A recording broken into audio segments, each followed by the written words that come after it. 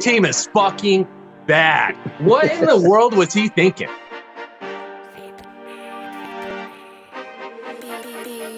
What the fuck? What has that guy done? What are we doing?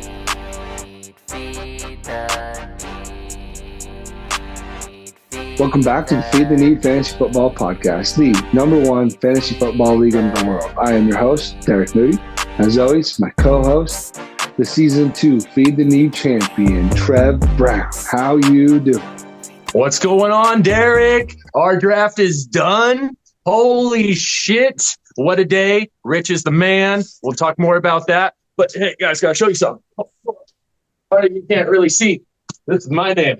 Season 2, baby. Season 2, baby. Right there. Can't take that away from me. Draft is ready. I'm excited. We're going to fucking talk our draft. Who's shitty? Who did good?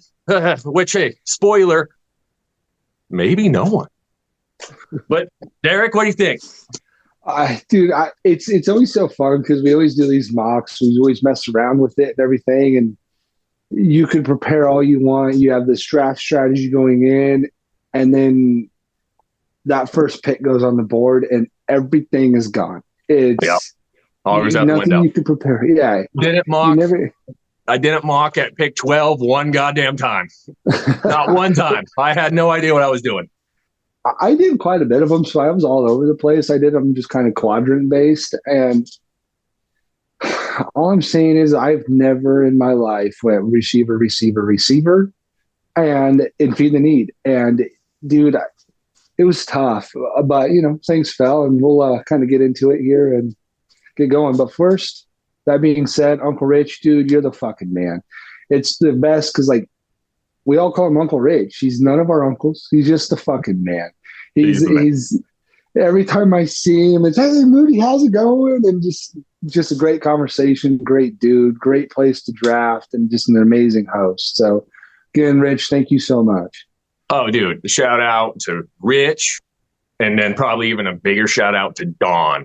His she was behind the scenes doing everything, and then she would it was the best. Let's be real here.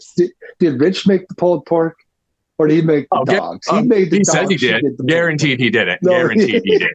Guaranteed. Rich, you're the man. If we do that every year for the rest of Feed the Need history, I mean, I don't want to put that on you like that, but that's how good of a job you do, brother. It was awesome. Thank you. Exactly.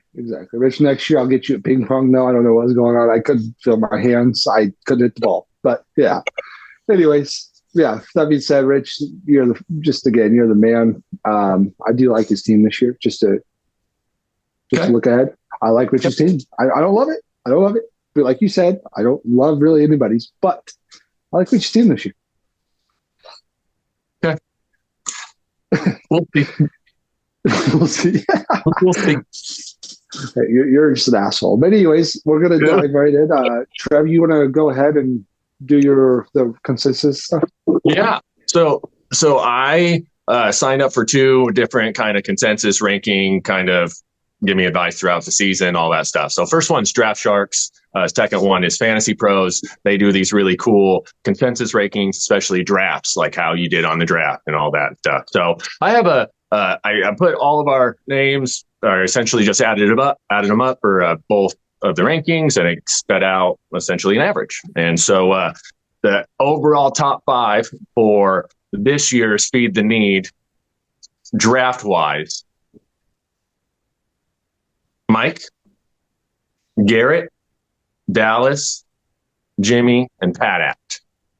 And so, not surprised. I'm not too surprised about the top 5, to be perfectly honest. Mike was the consensus 1-1 on both. He kind of had a far and away one of the better drafts, I feel like, in Feed the Need. He picked I don't like it. I'm sorry. What do you mean you don't like bullshit? I'm not saying, remind you, Feed the Need, like you said, but like Ja'Marr Chase had one practice. Yeah. So go through his team. What don't you like? Okay, I'll go through his team here real quick. Mike went Ja'Marr Chase in the first. Mike had pick 10, by the way. He went Ja'Marr Chase, Puka Nacua, Jalen Waddle, Aaron Jones, Anthony Richardson, Ferguson, DeAndre Hopkins, oh my God, Zeke Elliott, Tyler Lockett, Ray Davis, Demario Douglas, Steelers defense, and Keaton Mitchell. Okay. Sorry, I'm going to let you finish. Go ahead. I'm just saying, this is year 2024. Zeke is 3 years past his prime. Aaron Jones, 3 years past his prime. DeAndre Hopkins, 3 years past his prime. Anthony Richardson has played like 6 quarters. Yeah, Puka Nacua is a backup. He files behind Cup. I mean, yes, he is still very valuable, but I'm not saying he's this All-American guy. I like Jalen Waddle. I like Puka. He was wide Jamar Chase receiver hasn't even last year, dude. I'm not disagreeing. I'm saying Puka Nacua is good. I'm just saying he's going to be his wide receiver one because Jamar Chase has only had one fucking practice. I don't know about you, practice. But you're talking. We talk about practice. You're telling me that he's had one fucking practice. He didn't practice today on a Monday. You're telling me he's just going to slide right in and just beat Jamar Chase? No, I don't want that risk, brother. I don't want that at all. Aaron Jones, that guy's old as fuck. Get him a walker. Ferguson is okay, whatever, gives a fuck. DeAndre Hopkins hasn't even fucking practiced yet. His hand is already barking. I don't care about consensus. I like to see it compare teams, but they don't take into account like these names are old. His RB2 is fucking Ezekiel Elliott, and that's with Rico Dowdle and Dalvin Cook there now. Just saying. Correct. Just saying. No, those are it's all name argument. It's all name based. It's not name. It's all name based, and it's those are good arguments. At the same time, there's a reason that those names are the names that everyone knows because they're going to put up points, and that's I think why the rankings essentially like him so much because the names are awesome. Anthony Richardson's supposed to be one of the biggest sleeper hits there is in fantasy football this year. You know, people are comeback player of the year. You know who the number one sleeper quarterback was last year? Who? Justin Fields. Okay, we're not comparing Justin Fields to Anthony Richardson right now. Zeke, but RB 33 last year. Aaron Jones 37. Those are just RB ones and twos. Anyways, yeah, but you can't say Aaron Jones. He was hurt for legit 9 games. All I'm saying is it's Zeke was on the Patriots. Like these are two, and he's going to be the goal line back. They've already came out and said it. That's not a bad RB really two and feed the need. Like it's really not if you can get 12 points, 30 yards, and a touchdown, something like that. It's really not that bad. It sounds bad when I say it like to everyone, like that's not feed the need, but it's really not that bad for a 16 team with how we do it. I'm kind of playing contrarian here just because consensus, it's like it has it and it looks good. And I'm just kind of fucking with you guys a little bit, but like I like his team a lot, but there's just in feed the need, it's a different fucking ball game. You go with 3 running backs early or receivers early, your running backs are going to be shitty. So I'm kind of just playing the role here because I usually never get to, but yeah, we'll continue on and there's more to come. Just saying. Yeah, 100%. And so how about we kind of highlighted one of the top teams in the top. Let's highlight one of the bottom teams now, huh? Okay. So in the consensus ratings, the bottom 4 of the draft this year comes in at a tie for 13th and 14th place, really. Spencer and Trev Blackburn. They finished bottom 4. Also, Taylor Majors, the only person that was not at the draft, no surprise, is one of the shittiest teams and shittiest drafters there is in Feed the Need. Love it every single year. Keep doing that, Taylor. And then, unfortunately, the defending champion is off to a rough start. Jib came back with the major consensus of 16 and 16 in both of the rankings. And it wasn't close. He was probably 20 points behind on the metrics on almost everything. So Jib, I would like to talk about Jib's team, Derek. You want to pull him up? Yeah, I'll go through it real quick and then I got you. He's got first round. He had pick 13. He went Saquon Barkley in the first, which if you watch previous pods of us, he was our big stay the fuck away from. Came around in second, got Ken Walker. Third, Ramondre Stevenson, Jordan Love, Kyle Pitts. And then now his receivers go off the board because he hasn't had one yet in the fifth round. Christian Watson, Khalil Shakur, which he was on here last pod talking about, that's his sleeper. Jacoby Myers, that's his soft spot to help him in the playoff run last year. Josh Downs, Cole Kmet, Justin Herbert, Dante Foreman, and the Lions D. What do you think? First impressions. Do you agree with the rankings? Yeah, I like Ken Walker. That's one guy. It was 2 picks before me. I was really hoping he made them to me. Wait, yeah, 2 picks before me, and I really wanted it. But after that, like Christian Watson is arguably the second receiver in Green Bay. Shakur is an absolute fucking wild card. Jacoby Myers now, it's just Josh Downs is the third receiver there. Oh, yeah. Yeah. I'm going to blow up. Jim's team is fucking bad. What in the world was he thinking? Okay, first off, he golfs an extra 9 holes, and he gets super, probably a little too inebriated. Then he comes to the draft. He can't sober up, and then drafts a horseshit team. No, you're not. One of the biggest reaches there was Jordan Love in the 4th round, and he fucked his whole team. Jordan Love in the 4th round, he fucked his whole team up because of it. His whole team. He has nobody. Christian Watson is wide receiver 1, started 19% of leagues. I mean, and that's bad for even feed the need basis, okay? Khalil Shakur might not catch a ball, dude. We don't even know anything about it. Last year was a rookie, and he caught probably, 20 balls? Like, dude, we don't know nothing about that guy. Those are his wide receivers 1 and 2. Kyle Pitts, I am not a Kyle Pitts truther whatsoever. He has done absolutely nothing the first 3 years. I don't care a fuck about Kirk Cousins. We'll see if he does anything. Rashad Stevenson, or Ramond Stevenson. I'm sorry. Okay, he's okay. And Jacoby Myers, okay. And Saquon Barkley is one of the worst first-round draft picks there's been probably in the last 3 or 4 years. And so, unfortunately, Jordan's ranking is deserved. I feel bad because he needs to start trading before his team starts 0-3 already. Ooh, that's tough. Sorry, Jim. Hey, they always say the 2 hardest things to do is defend your title or losing the title game and make a run back. So, love the Mish. Unfortunately, just what a shit show of a draft. God. Like I said last pod, it's too fucking hard to repeat, and it's just insane that Jimmy had us to repeat. Just saying. We're gonna go into our favorite teams here, which is kind of funny because my favorite team, I literally had one team. I sent it to you, and you're like, "Oh," and I'm like, "Okay, fine," and I changed it. Okay. Yeah. And both of them are on the bottom of your top of the bottom 4 of the consensus. Okay. Yeah. My first option was Majors. Okay. I wanted Majors to be, I liked his team a lot. I did. And then I realized it's Keenan Allen and Godwin as his his wide receivers 2 and 3. And I'm like, damn it. Like I like Hollywood Brown there too. But after that, I just had to go away from it. So I went to Spencer.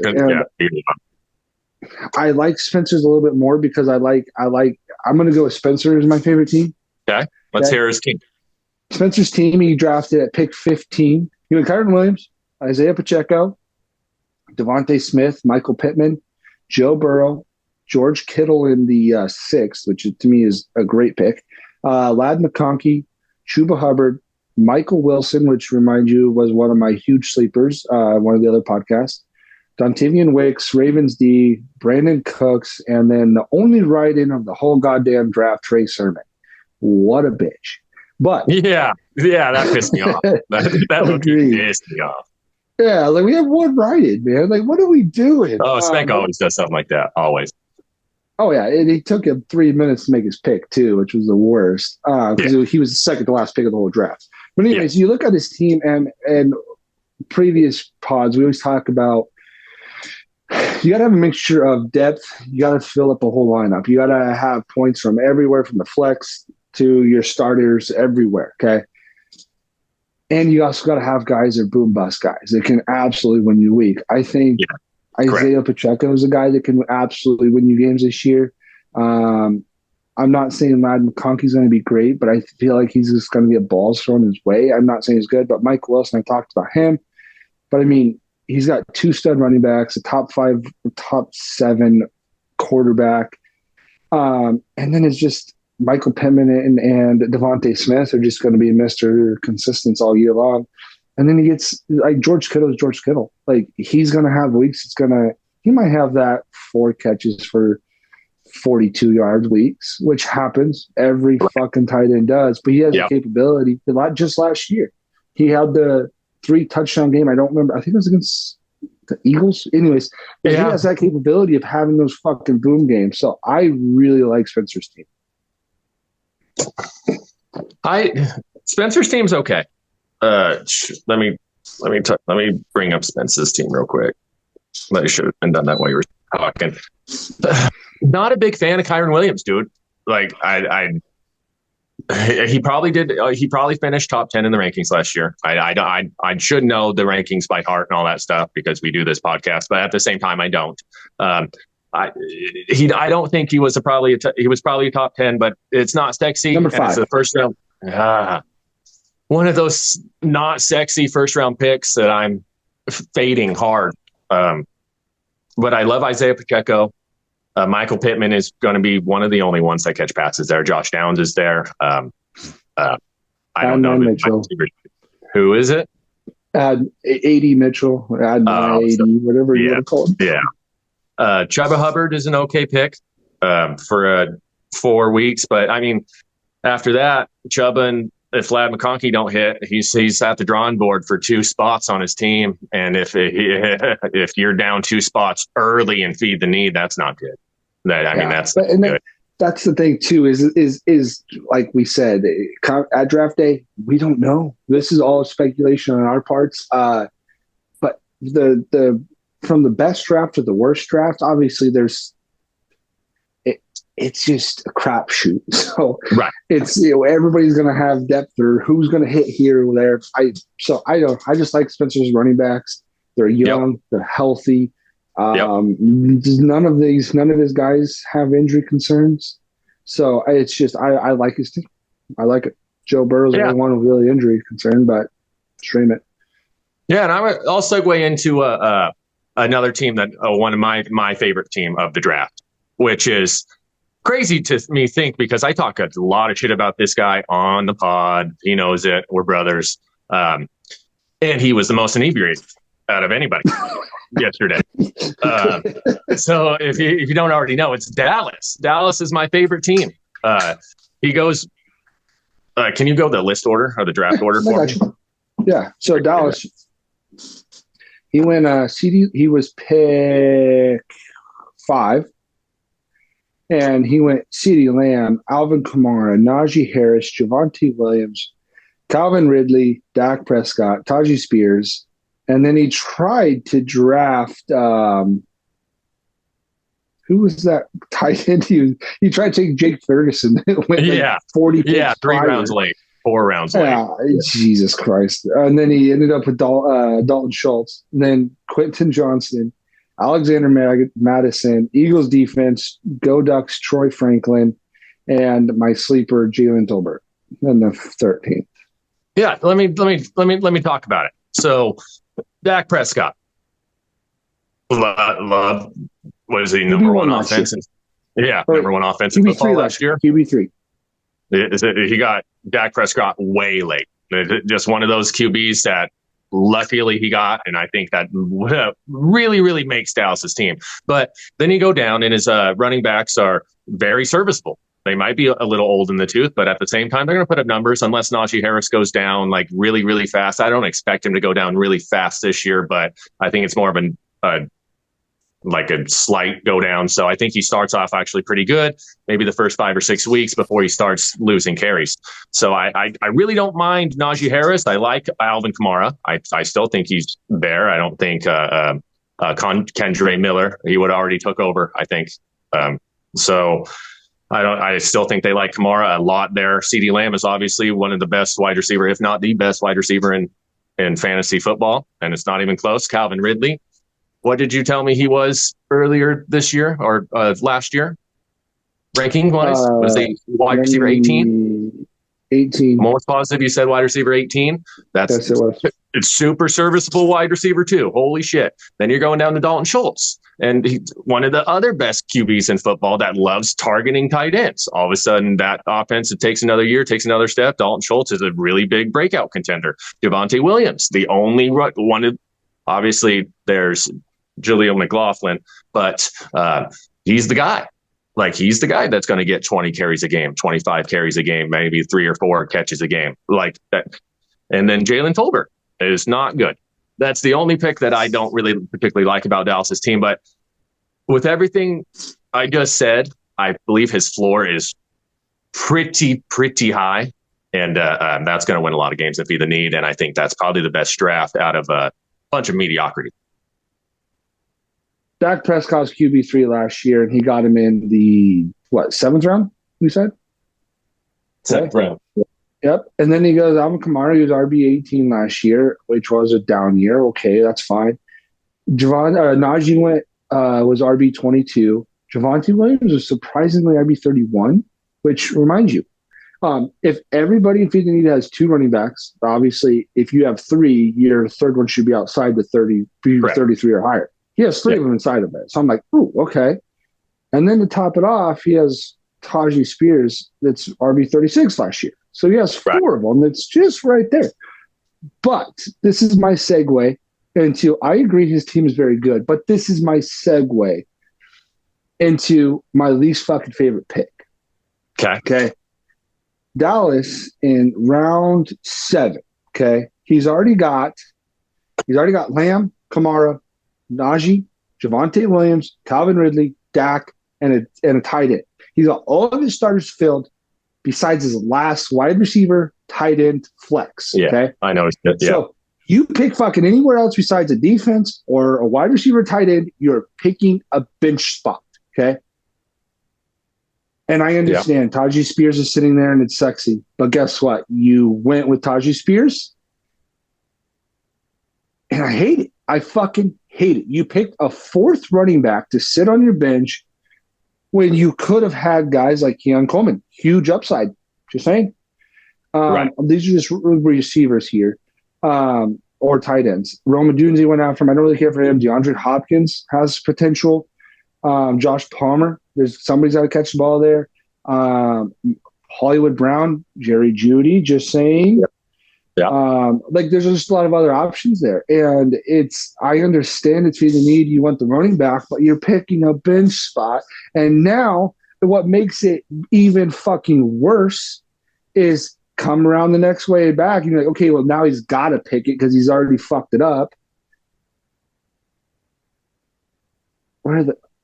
He picks his receiver to start there. Yeah. And who did you go with? Quentin Johnson. What the fuck? What has that guy done? What are we doing? We know who he is. Why would you not go somewhere else? 2 picks later, Jalen Polk went. Not saying he's going to be great, but who else is catching the ball there in New England? Jalen Polk's been the guy there all offseason. Right. Could be a sneaky wide receiver one, at least on the Patriots. Yeah, and it's just like gross. So then it's like, okay, maybe he's got somebody else later on. He just took an upside pick. Well, his only other option there is literally Troy Franklin. That was drafted in the 4th round by the Broncos, and it came out that said that he's struggling with the physicality of the NFL. That's who you wanted to fucking start in your flex? I'm sorry. I like his team. It is so hard to have a top to bottom. Correct. Yes. But when you have a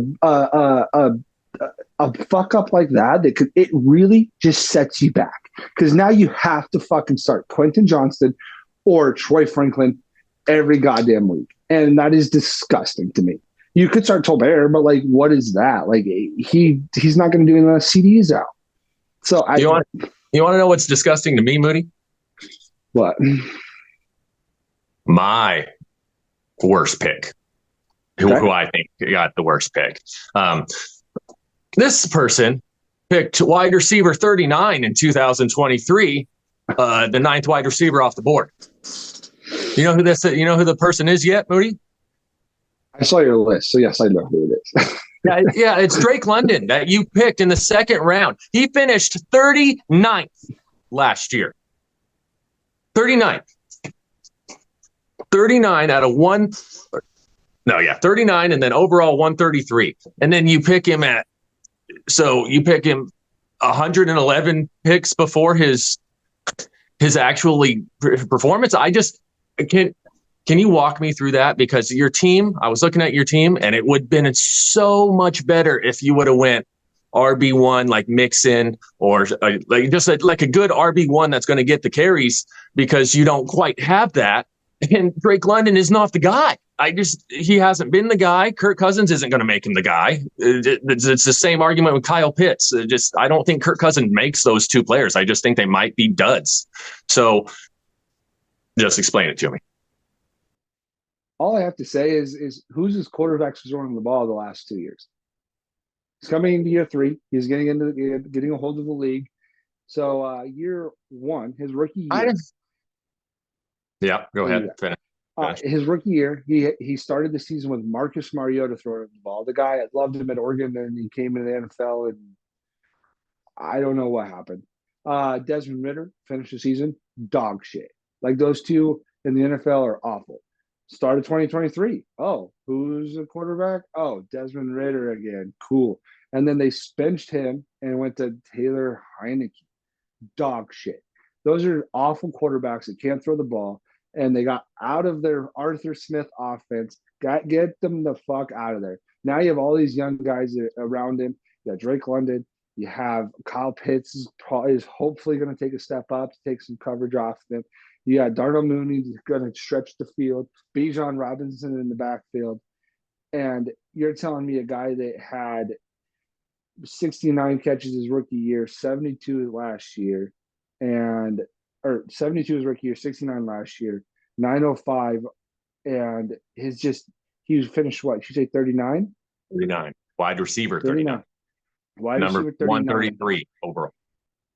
Yeah, and that was only with 2 touchdowns. Now you get in the offense with Kirk Cousins throwing him the ball. I will never compare Drake London to Justin Jefferson. Never will. I'm not doing that. Relax. But the potential is there. Drake London is he is a great receiver. He's really good. He's put up these numbers with dog shit quarterbacks. And now you give him a competent one. And if you say, oh, Kirk Cousins is not there, I really like, and it hurts to say it because he fucked my ass twice, but I like Michael Penix. Okay. So I am taking it's a boom play for Drake London, because after my pick of Drake London, it went Puka Nacua. I would rather have the 1 in Atlanta over the 2 in LA. That 2 was the number 2 receiver last year. I don't disagree, but I'm just saying I'm not a big Puka. But you got to remember, I'm the guy that drafted Puka last year in the 10th. I hit a grand fucking slam in the World Series, and I dropped him before I didn't make it around the bases. I tripped on third, and I dropped his ass before the season started. Okay. I don't like your argument, because someone with talent should always step up and be good with not talent around him. I mean, it's really that simple. The wide receiver who I picked right in front of you. He was the wide receiver before, Marvin Harrison, but then the wide receiver before that. So the 7th wide receiver off the board, you picked the 9th wide receiver at Drake London. My 7th, Garrett Wilson. Who has he had throwing to him, brother? Good point. I got you. That's 2 1,000-yard seasons. And so I'm just like, I don't particularly like the better quarterback, better player. It doesn't usually work like that. Like I do think that they take steps up. Like for me to say like Garrett Wilson isn't going to have a better year with Aaron Rodgers were to be there all season would be a lie. But at the same time, that it's more the draft capital that I can't stand where Drake London fell. Like I just do not think he is the ninth best wide receiver in this league, and it's that's not a it was just a bad spot for you, and so that's just why I think it was the worst pick of the draft. No, that's the thing too. I'm not in love with Drake London. I like Drake London's upside here. Okay, but my thing is I'm a tier drafter. So as I'm looking at it, Puka, Harrison, London, those are the last three of that tier to me. After that, it falls once it gets to Olave, Cooper Kupp, Mike Evans. Okay. Yeah. So it's like I wanted one of those three, and then the running backs there. The thought of taking a second round draft capital on James Cook or even Joe Mixon early in the second. So it's kind of one of those things. It's like I'll take the upside. I do understand that Puka's there, but it's like I think we could have had the Puka's career year last year. Give me the guys who have the career year this year. So 100% that's my thought process. So right. No, and you don't want to be the guy chasing points. Anybody like you don't want to be the guy chasing points. Rich told me that today. He's like, I'm always that guy that's in the free agency or in the draft the next year chasing the fucking points from the week before or the year before, and I don't want to do it anymore. So that's funny. You made me think about that. But hey guys, obviously I'm in different clothes than I was last night, but we forgot to segue a new segment that we are doing this year in most of our pods. It's going to be a shit kicker of the week. Dallas Wilkins, one of our good buddies who's also in the league, is an awesome rapper and can really just go off the top, and he says some funny shit. So without further ado, here is our new segment, the Dallas Wilkins shit kicker of the week.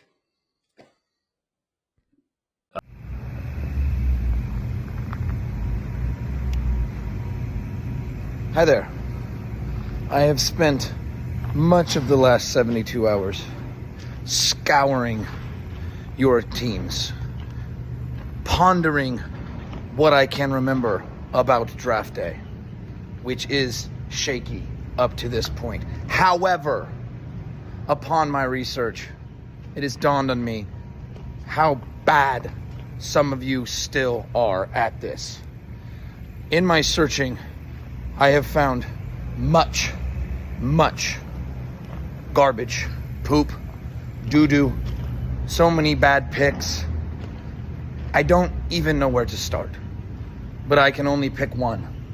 Only one bonehead of the week, and I have found him.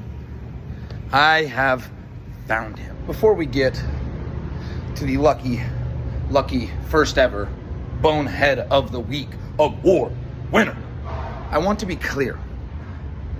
I'm doing this because I care. I am tired.